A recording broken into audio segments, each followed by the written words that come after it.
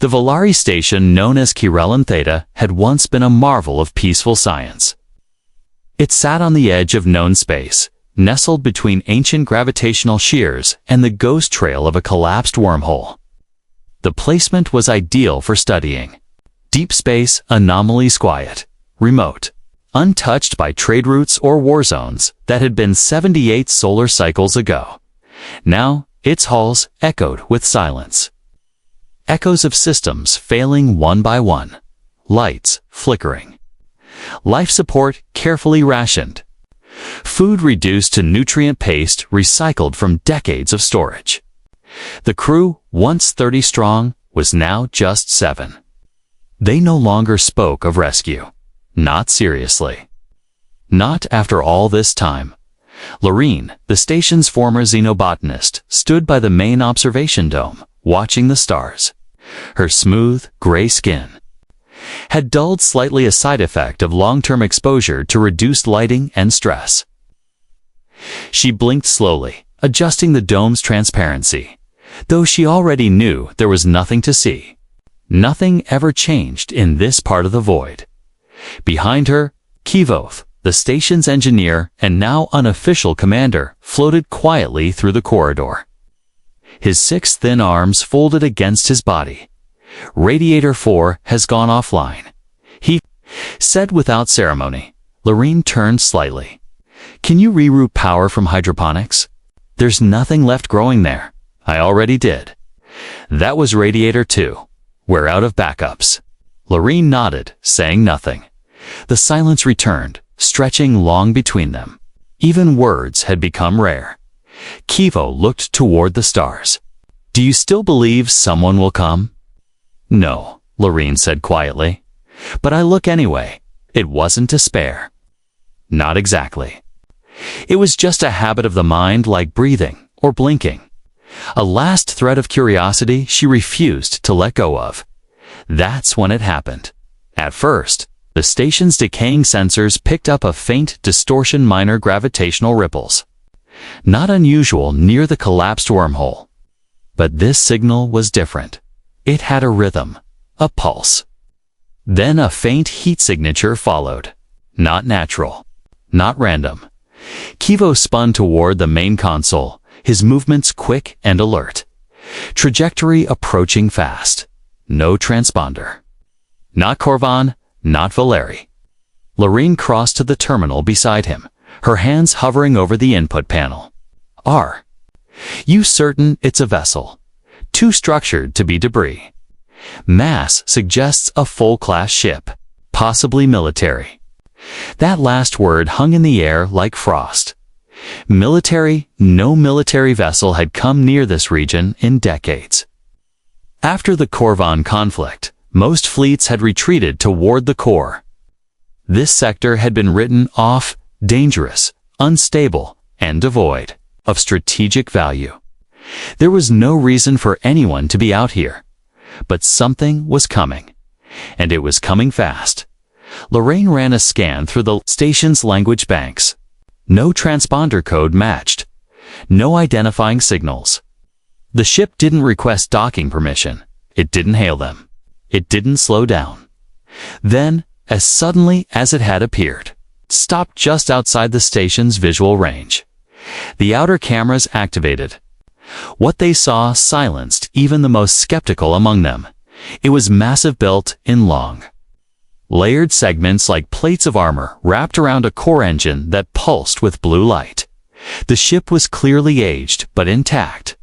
Ancient symbols lined its hull, none Volari, none Corvin. Sharp lines, angled turrets, a presence that was unmistakable. Kivo whispered, "It's human." Lorene didn't respond at first. She stepped closer to the screen, narrowing her eyes. Those ships were decommissioned long ago, she said. They're only mentioned in war records. The console blinked. A signal lit up. One word, translated across all languages. Identify. The station crew stared at each other. After decades of silence, someone had spoken. Someone human. And the void was no longer empty.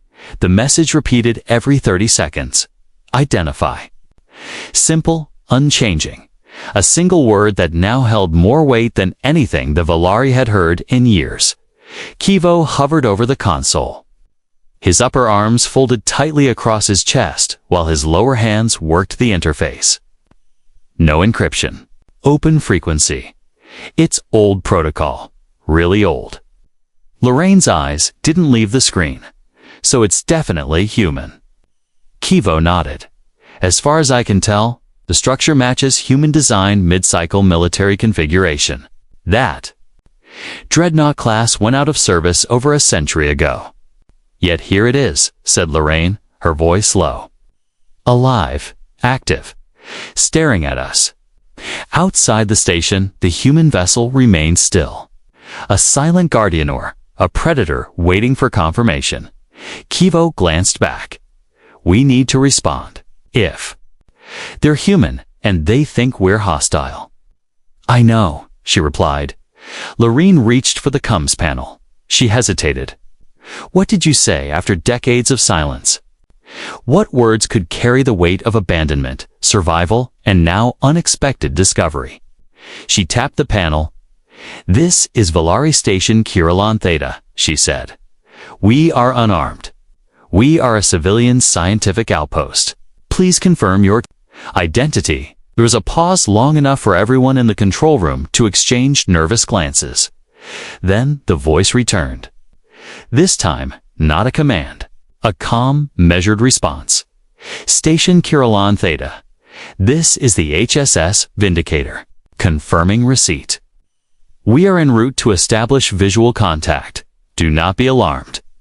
The room fell into stunned silence. HSS Vindicator. A name only spoken in archived war briefings and historical records. One of humanity's last Dreadnought-class ships during the Korvan conflict. It had gone missing during the final wave of the war, presumed destroyed after slipping into unstable space near the very same collapsed wormhole. Kivo turned to Lorraine. That ship was listed as lost with all hands. They must have survived. She said quietly, or something survived for them. The station vibrated softly as the ship adjusted position. The outer hull cameras caught a full image of the Vindicator as it moved into view, a sight both awe-inspiring and unsettling. It was scarred, weathered. Its hull bore ancient carbon scoring and long-repaired fractures, but it was whole, and it moved with purpose. Engines glowed steadily. Light flickered through its decks. And though clearly outdated by modern standards, it still projected an aura of strength. It's a relic, whispered Kivo. A piece of history floating in front of us. And it's awake, Lorraine added. The voice returned. Now with a touch more warmth. We request temporary docking access. We have critical information and would appreciate a secure meeting platform. Standard atmosphere. Medical scans suggest compatibility. Lorraine and Kivo exchanged glances. Should we allow it? Kivo asked. We don't know their true intentions. Or even how many are aboard. I know, Lorraine said, but if they meant us harm, they would have acted already. That ship could have torn us apart 5 minutes after arrival. Kivo gave a reluctant nod, granting docking clearance. The Vindicator adjusted once more, moving with surprising grace for a ship its size. The docking clamps extended with a quiet hiss, magnetic locks engaging. A deep thrum echoed through the station walls as systems aligned. The inner airlock chamber lit up, pressure equalized. The doors opened. 3 figures stepped through, humanoid, armored, but not threatening.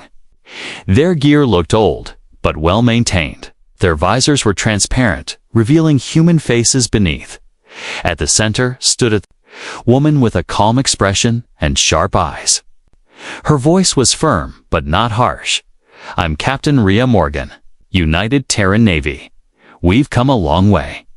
Lorraine stepped forward, heart steady despite the swirl of emotion. You found a place that time forgot. Rhea looked around, taking in the flickering lights, the thinned air. "The worn faces, that ends now," she said. And for the first time in a long time, the station didn't feel abandoned anymore. Captain Rhea Morgan stepped through the airlock as if she'd never doubted the ground would hold beneath her feet. She scanned the corridor with quiet alertness, noting the dim lighting, the flickering monitors, and the faint strain in the recycled air. Behind her stood two members of her team, Lieutenant Arun Kale and Systems Officer Mara Chen, both wearing light exosuits and carrying compact diagnostic kits. Lorene bowed slightly in the Valari way, then straightened. "Captain Morgan," she said carefully, "you are welcome aboard Kirillan Theta. I'm Lorraine, former science lead. This is Kivo, our systems engineer and acting commander." Rhea returned the greeting with a polite nod. "We're grateful for your reception. I know our arrival was unexpected." "That would be one word for it," Kivo murmured. Folding his arms, Mara Chen glanced around at the exposed wires and sealed-off hatches. "This station's running on emergency bypasses. You've been surviving like this for how long?" asked Kate. "Solar cycles," Lorene said. Arun's eyes widened. "That's over 200 standard Earth years." Rhea looked at the Valari crew thin, quiet, reserved, yet they were still here, still standing. "We received a distress beacon pattern from this region," she said. "Our systems woke us up a few weeks ago. We expected debris. Maybe an old satellite, not survivors." Kivo narrowed his eyes. "Woke you up." Rhea paused, then gestured for her crew to relax. "Our ship went into long-range cryosleep after the last orders we received, back when the Corvin War was still active. We were tracking a hostile fleet when we passed into the anomaly surrounding this region. The wormhole collapsed behind us. We were presumed lost." "You've been in suspended animation all this time?" Lorraine asked. Rhea nodded. "Vindicator's AI maintained our core systems, ran diagnostics, and stayed alert for emergency signals. It found yours. That's why we're here." "You thought the war was still going?" Kivo asked. "We weren't sure," Rhea admitted. "That's why we approached with caution. We had no updated star maps, no political data. Our information ends 100 years ago." Mara spoke softly. "We thought we might be waking up to an entirely different galaxy." There was a moment of silence. Then Lorene motioned for them to follow. "You should see our records.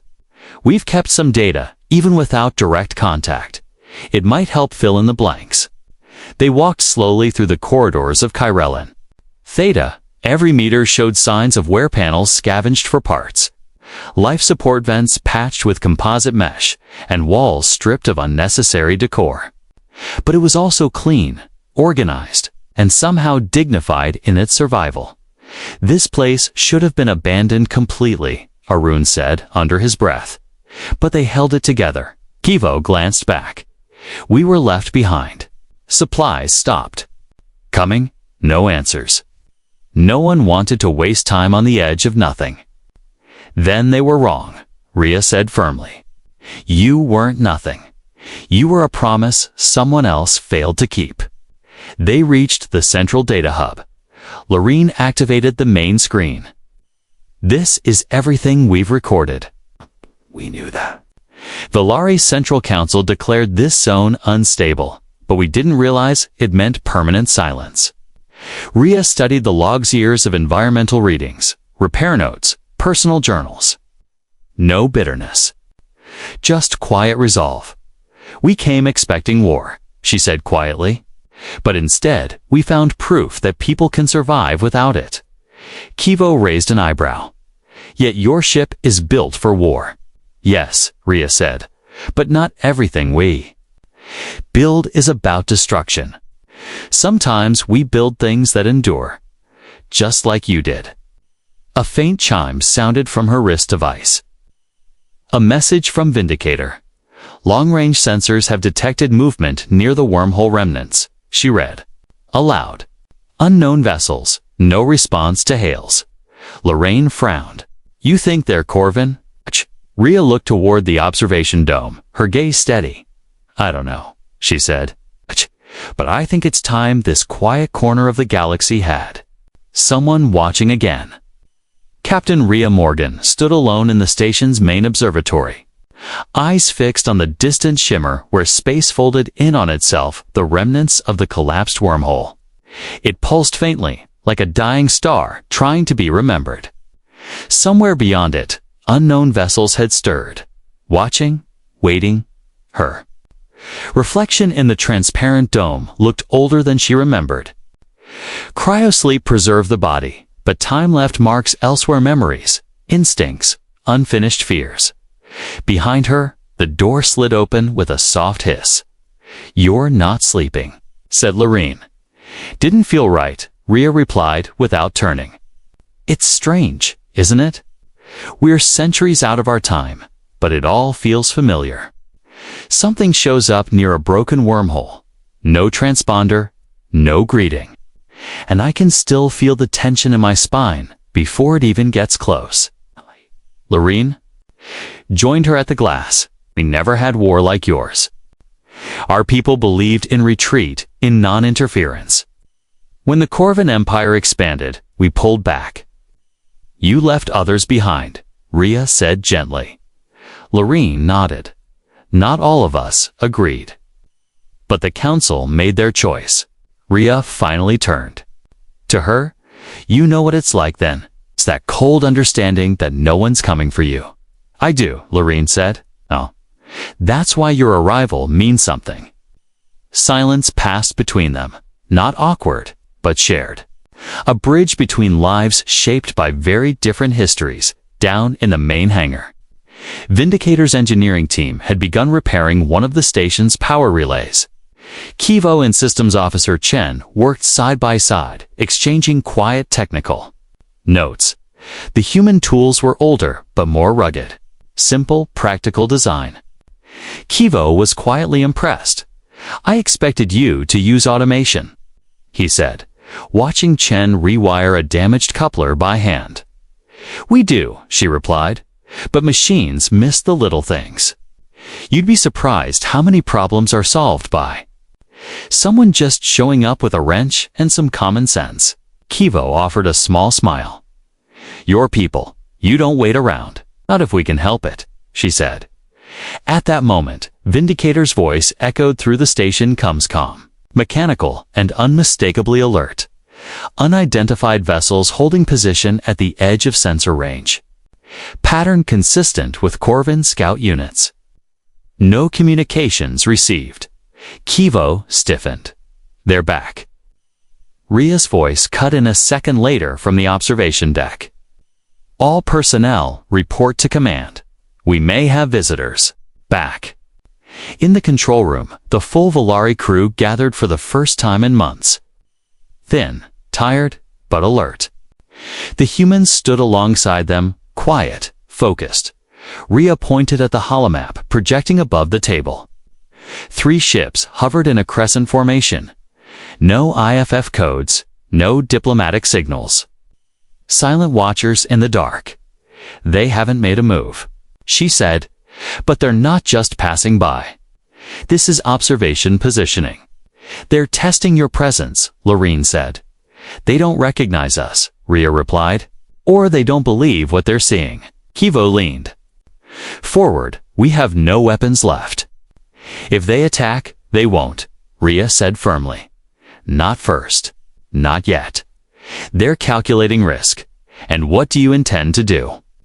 Lorraine asked. Rhea's gaze didn't waver. I intend to remind them that this part of the galaxy is no longer unclaimed. She turned to Chen.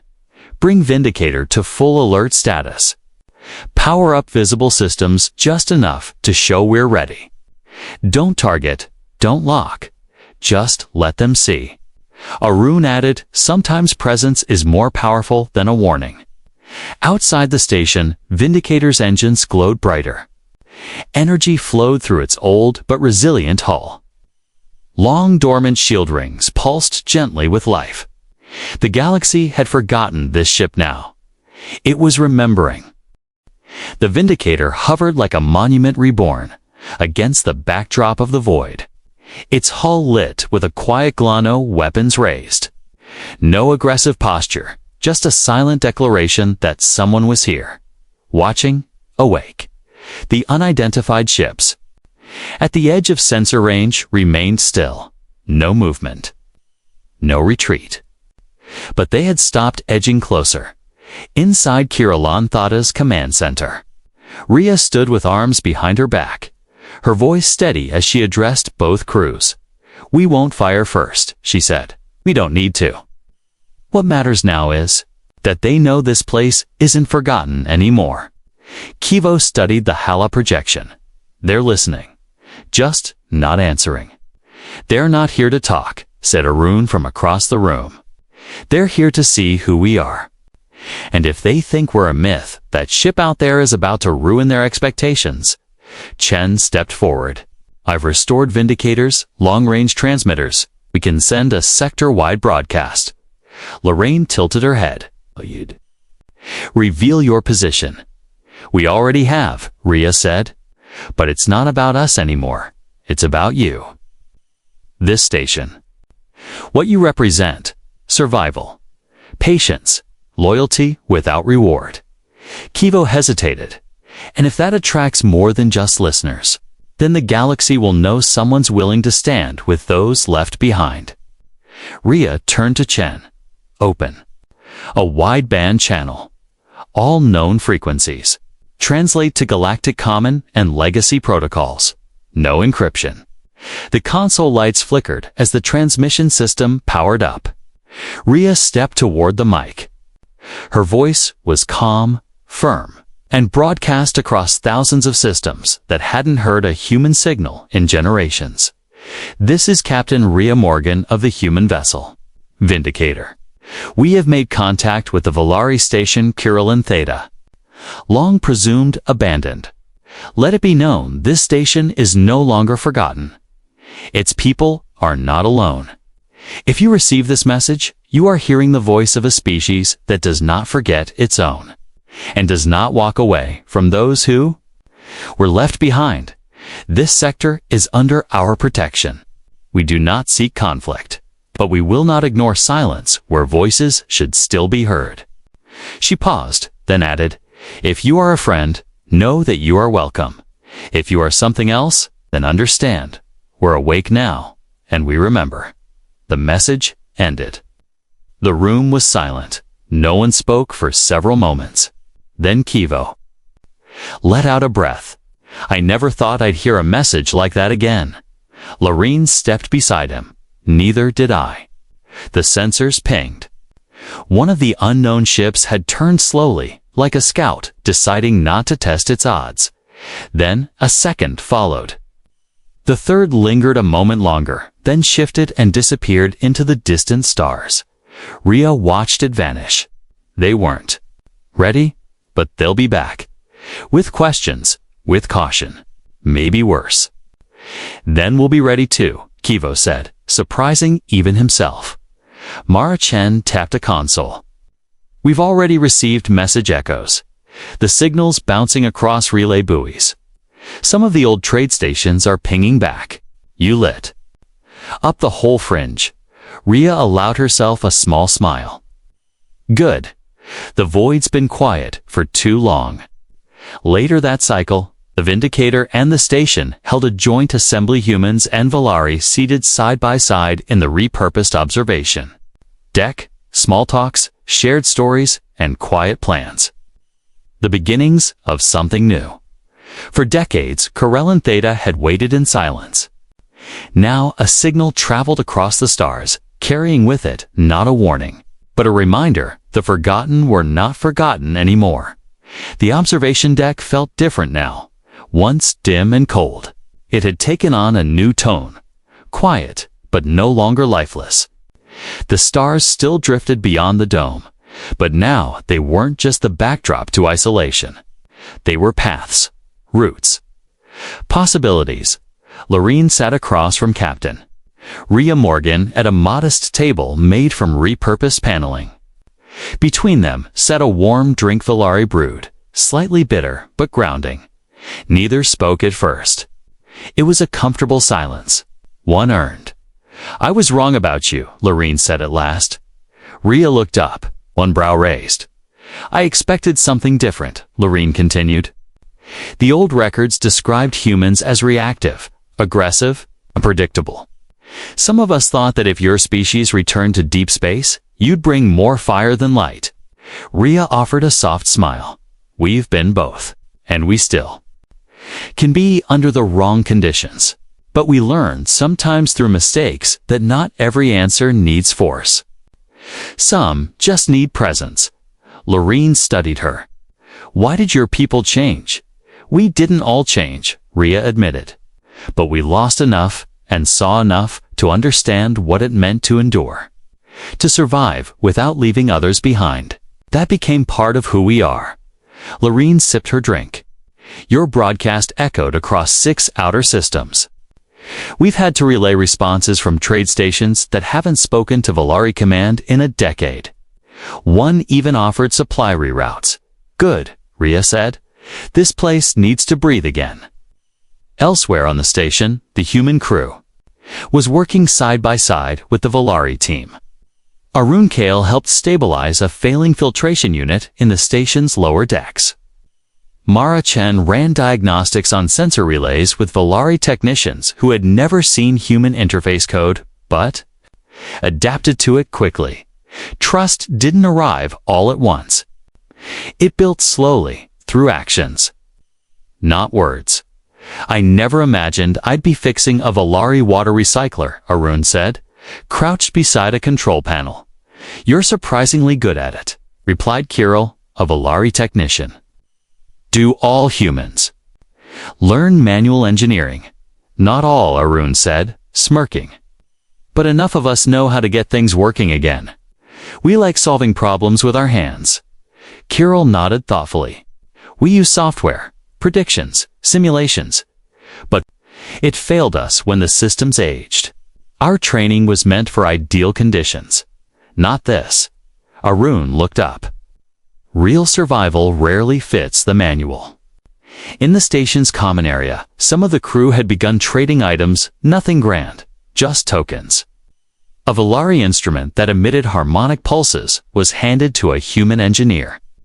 In return, a small Earth-made journal, pages blank, was placed.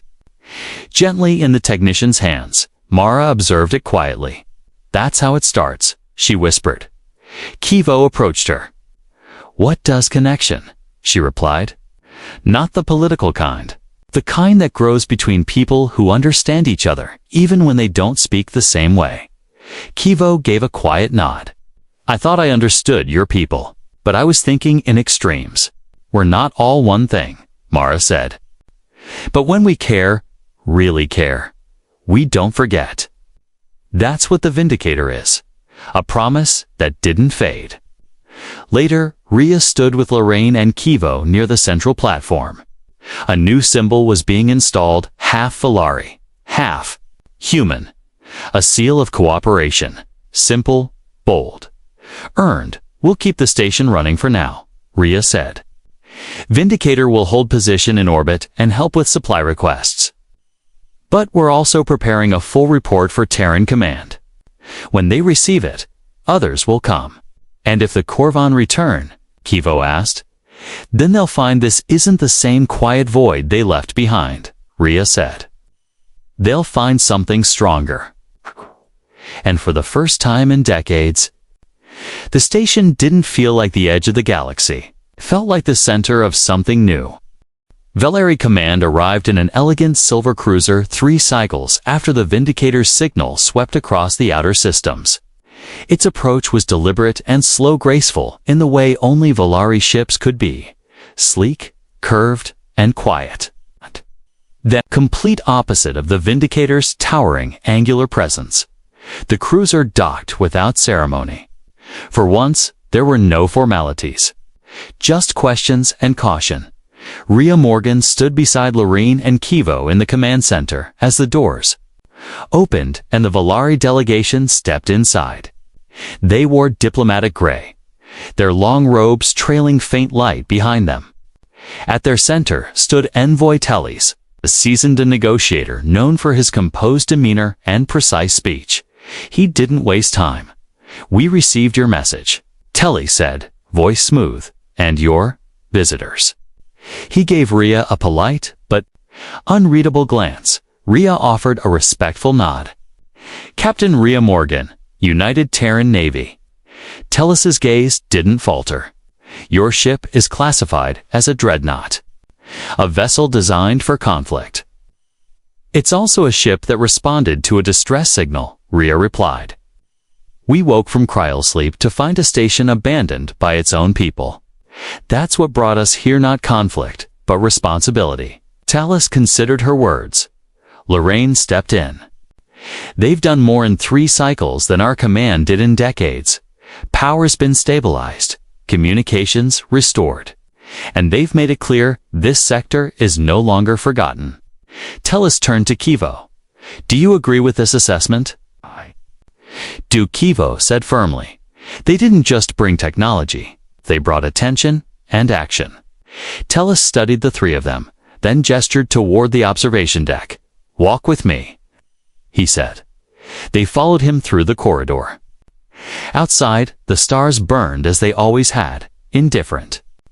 But now 2 ships hung in silent contrast, Volari grace and Terran strength. Side by side, Teles clasped his hands behind his back. "We didn't mean to forget," he said. Resources were stretched thin during the border collapse. Kirellin. Theta was placed on low priority temporarily, but it was never meant to be forever. "No one came back," Lorraine said gently. "That's what we remembered." Teles lowered his gaze. "We failed you." There was a pause.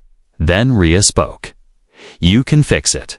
This doesn't have to be about blame. It can be about the next step." Teles turned. "And what step is that?"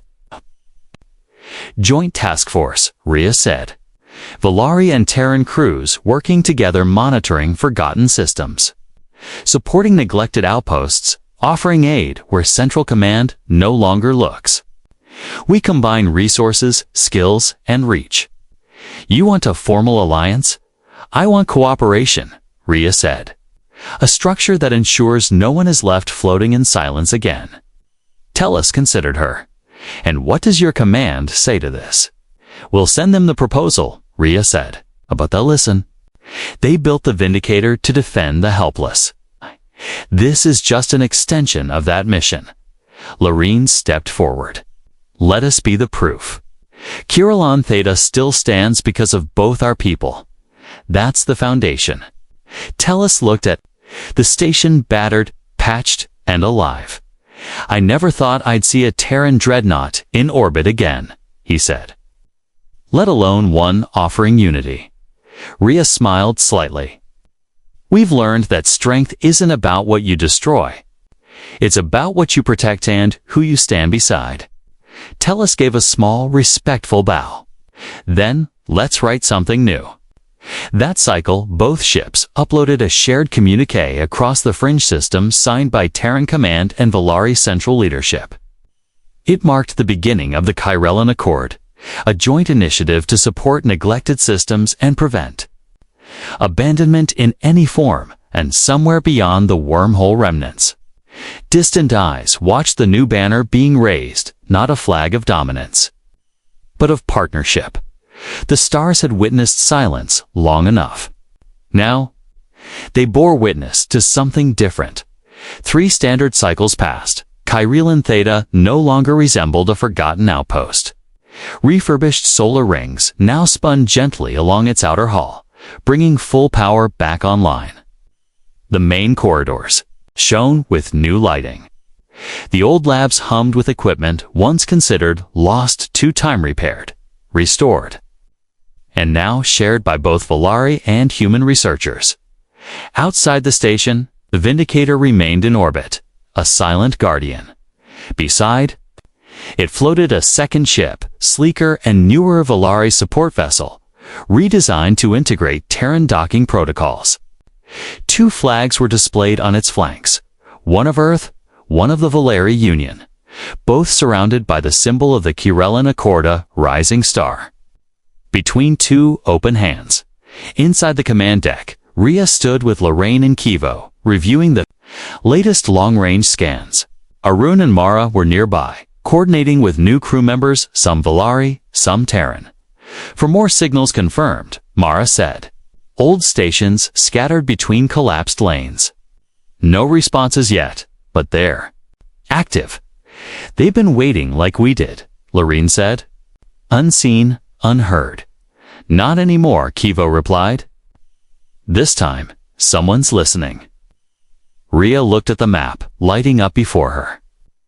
The galaxy had once been a vast place, filled with forgotten corners. But now, pinpricks of contact were appearing like lanterns lit after a long night. The Accord was working slowly, carefully, but steadily. We're no longer just watching the stars, Rhea said. We're reaching into them. A soft chime interrupted the moment. Vindicator's voice came through clearly. Long range. Detection, incoming vessel on an old Corvin route. Configuration unknown. Approach speed moderate. No weapons active. No response to greeting beacon. The room fell silent. They're coming back, Arun said quietly. Rhea nodded. And they've noticed the change. Lorraine glanced at her. Do we prepare for defense?